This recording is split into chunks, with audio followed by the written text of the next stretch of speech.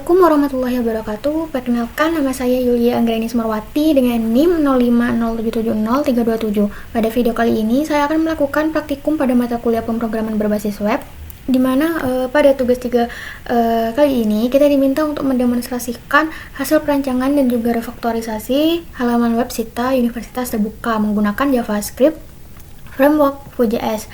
Nah, sebelum kita melihat aplikasi website yang sudah saya bangun, saya ingin menjelaskan terlebih dahulu mengenai arsitektur dan juga struktur folder yang saya gunakan pada proyek saya ini, di mana penamaan file dan komponennya sudah menggunakan gaya kebabcase ya, sesuai dengan yang diminta pada petunjuk soal. Kemudian di sini saya akan membuka aplikasi VS Code di sini yang dengan codingan yang sudah saya buat sebelumnya.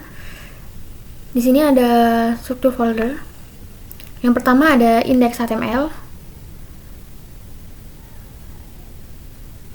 File ini adalah halaman utama tempat aplikasi kita dimount ke objek app. Di file ini juga terdapat beberapa elemen template ya. Di sini ada template ID TPL tracking, kemudian TPL form, dan juga TPL stock, dan ada beberapa lagi.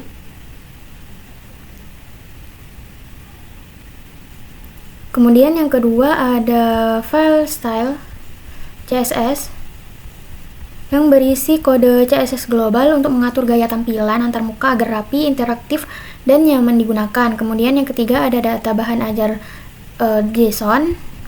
Nah, sesuai panduan soal, file ini akan bertugas atau berfungsi sebagai tempat penyimpanan data lokal atau dummy data ya, seperti di sini ada UPBJJ list, kemudian kategori list, pengiriman list, paket, kemudian ada harga, stok buku, data tracking.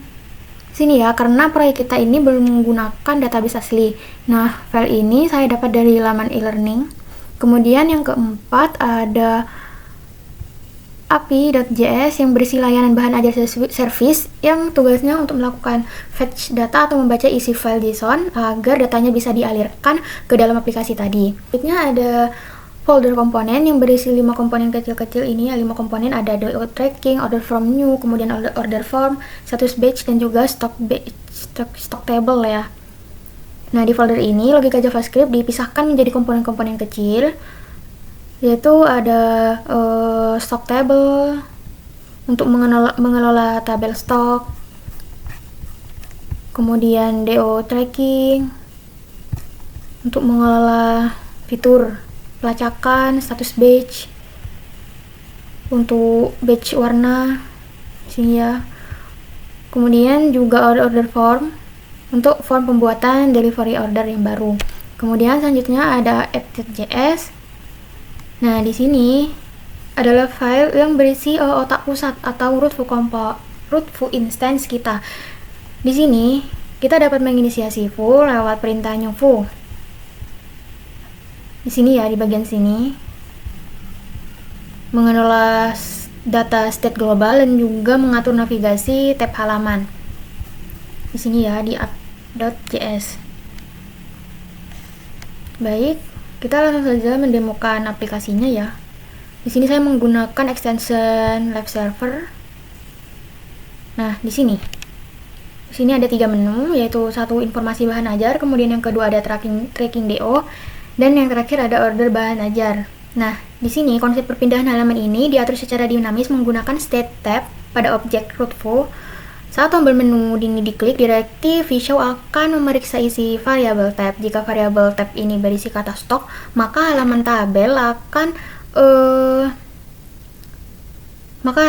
ini akan memunculkan tabel yang berisi stok bahan ajar. Nah, Vue.js sendiri adalah sebuah framework JavaScript yang bersifat reaktif ya, artinya begitu data di memori JavaScript itu berubah, tampilan di layar browser ini akan langsung ikut berubah detik itu juga, tanpa perlu kita merefresh halaman web tersebut. Nah, saat website ini pertama kali dibuka, data buku otomatis akan dimuat dari file JSON yang berisi data dummy tadi. Logika otomatis ini saya pasang pada live cycle hook bernama created di file app.js.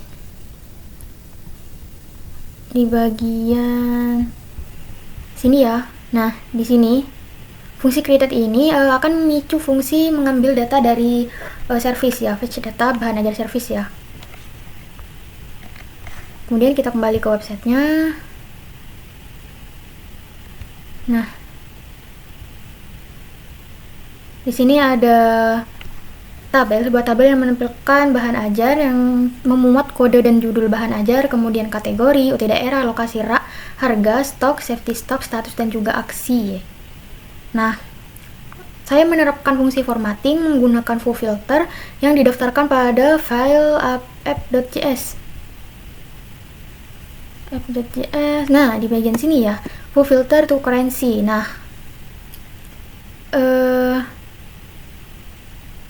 foo filter to currency ini berfungsi untuk menambahkan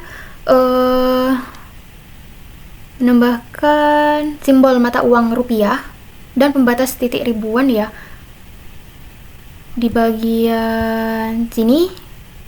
Jadi ketika kita diminta untuk memasukkan data harga, misalnya kita akan memasukkan harga 50.000, jadi kita hanya tinggal mengetik 50000. Nah, ketika kita submit, maka otomatis dia akan menambahkan format rupiah secara otomatis ya.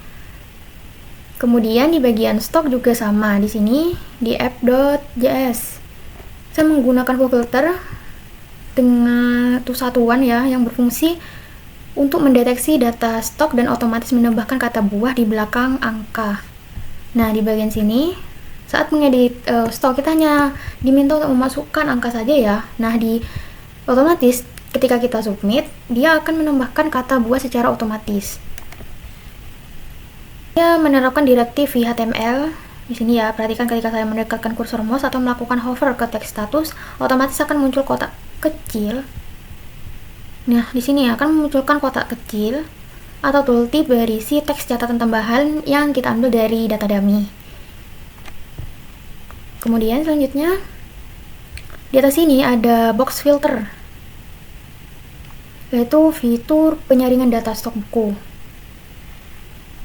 Di sini ada filter UT daerah, kemudian urutkan berdasarkan judul. Di sini ada 3, ada dari stok terkecil, kemudian harga terendah, atau defaultnya di sini diatur berdasarkan judul buku ya.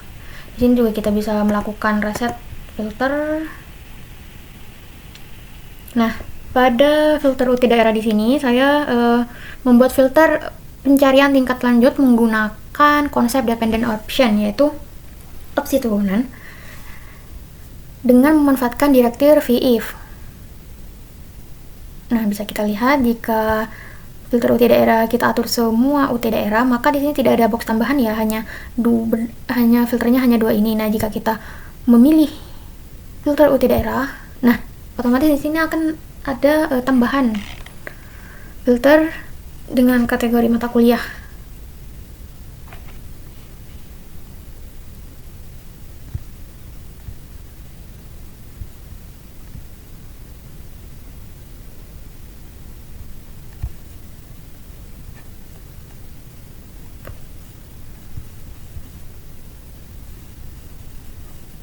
Nah, ada di sini ya. Semua filter ini berjalan di dalam computed property, sehingga foo tidak perlu melakukan recompute atau menghitung ulang secara boros jika datanya sama. Di bagian sini ya ada dependent option. Oke, selanjutnya kita reset dulu. Untuk visualisasi status stok bahan ajar, saya menggunakan logika pengandaian VIF, VELSE, else if untuk memberikan warna teks dinamis, yaitu di bagian sini ya. Jika stoknya itu lebih dari sama dengan safety stock, maka di sini akan tertulis aman dan berwarna hijau ya. Kemudian jika stoknya itu kurang dari safety stock, maka di sini tulisannya akan menipis dan berwarna kuning. Nah, oke, kita coba masukkan bahan ajar baru ya dengan stoknya yang 0.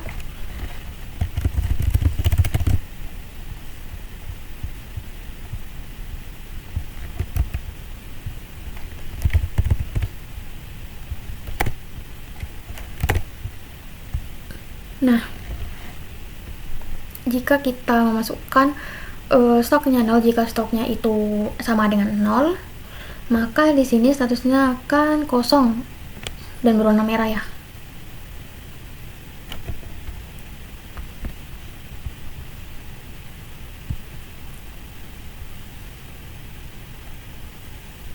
Ini ada logika sortingnya di sini, kemudian reset filter UPBJJ. Nah, di sini juga ada fungsi menampilkan reorder atau menampilkan stok buku yang sudah stoknya menipis dan juga kosong. Oke, sekarang kita akan menguji fitur CRUD atau create, write, update, dan juga delete data stok. Nah, barusan saya sudah menguji fitur create ya, atau menambahkan bahan ajar baru. Di sini ada buku administrasi yang merupakan mata kuliah wajib. Nah, di sini saya akan melakukan penghapusan bahan ajar, yaitu dengan menekan aksi hapus. Kemudian di sini ada pop up, kita klik OK. Nah, di sini sudah terhapus ya secara. Ketika saya menekan konfirmasi. Oke, baik. Saya rasa pada fitur informasi bahan ajar sudah cukup ya. Selanjutnya kita akan berpindah ke fitur tracking delivery order. Nah, di bagian sini saya membuat tampilan yang sederhana saja, yaitu hanya terdiri dari satu box pencarian tracking pengiriman bahan ajar. Nah, di sini kita dapat mencari pelacakan paket menggunakan nomor DO ataupun NIM mahasiswa.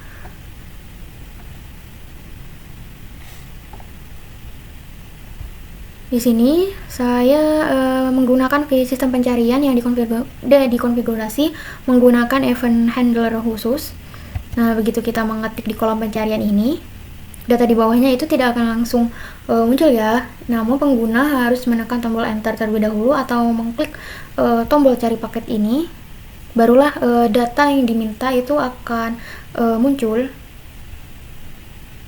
Kemudian kita coba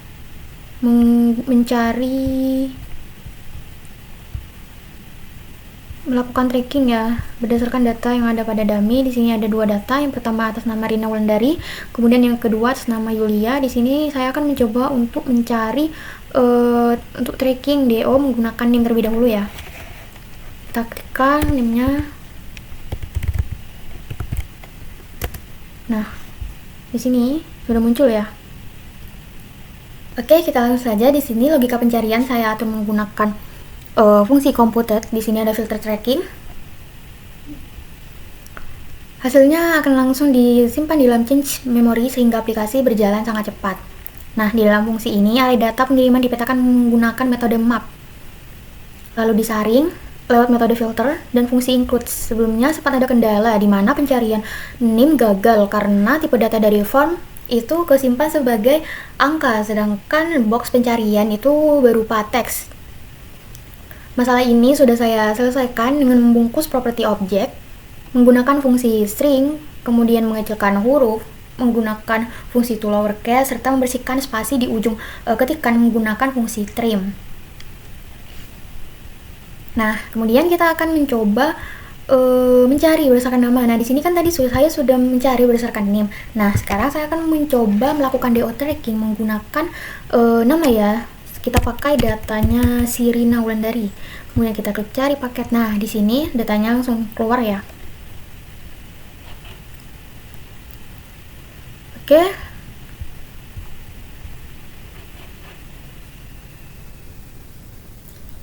Kita pindah ya ke fitur order bahan ajar.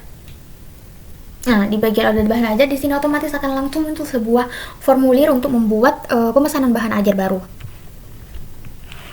Di sini ada beberapa kolom. Yang pertama ada nomor DO yang secara otomatis sudah terisi. Kemudian ada NIM mahasiswa, nama lengkap mahasiswa, UT daerah, paket buku, kemudian layanan pengiriman dan juga tanggal kirim. Nah, di bagian atas di sini nomor DO di sini. Kita tunjukkan kodenya terlebih dahulu ya. Di bagian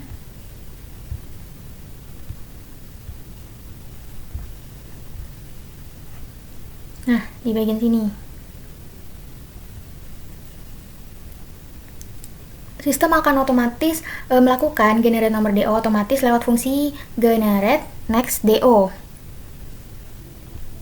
Generate next DO di bagian mana ya?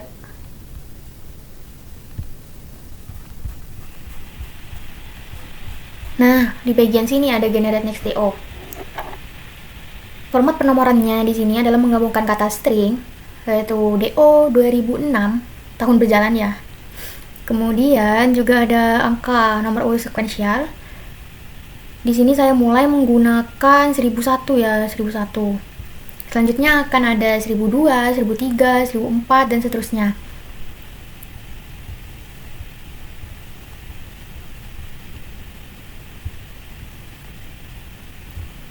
Kemudian di sini ada drop down, pilih PBJJ yang kita dapat dari data dummy. Kemudian ada paket buku yang juga didapat dari data dummy, layanan pengiriman juga sama. Nah, yang terakhir ada tanggal kirim yang di-set sesuai dengan tanggal saat ini, dan juga pengguna bisa menginputkan secara manual. Di sini ada fitur kalender dengan format ini ya. Baik, kita akan coba membuat pemesanan baru. Kita buat NIM-nya nama mahasiswa,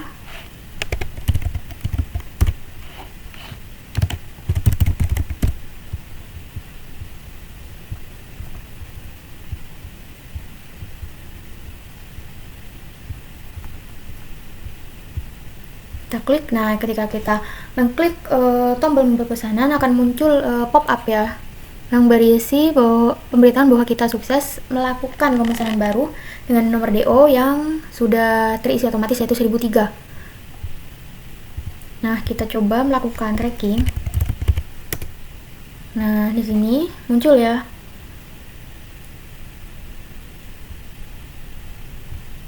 Nah, di sini tanggal kirimnya sesuai tanggal sekarang yaitu 7 Juni 2026. Untuk memenuhi kriteria indikator capaian nomor 5 yaitu mengenai fungsi watcher, saya sudah menerapkan 2 buah watcher. Yang pertama ada watch, yaitu yang ditugaskan untuk memantau pergerakan navigasi menu pengguna. Setiap kali pengguna berpindah tab halaman, misalnya dari informasi bahan ajar berpindah ke tracking DO atau tracking DO berpindah ke order bahan ajar, watcher ini akan otomatis berjalan untuk membersihkan change seluruh variabel input form agar kembali kosong. Kemudian yang kedua, saya menerapkan pada state tracking ya, yaitu yang dikonfigurasi dengan mode deep watcher untuk memantau perubahan data pada antrean pengiriman. Jadi setiap kali ada pengisian pesanan DO baru yang disubmit, watcher ini akan menangkap perubahan tersebut dan otomatis akan mencetak pesan log keberhasilan ke dalam konsol developer browser. Sekian demonstrasi dan juga penjelasan teknis dari saya mengenai pengerjaan tugas praktik 3, yaitu aplikasi Sita UT pemesanan bahan ajar. Apabila ada kekurangan atau salah dalam menjelaskan mengenai hal-hal teknis tentang penggunaan Vue.js, saya ucapkan mohon maaf dan juga terima kasih atas perhatian Bapak dan Ibu dosen. Saya ucapkan Assalamualaikum warahmatullahi wabarakatuh.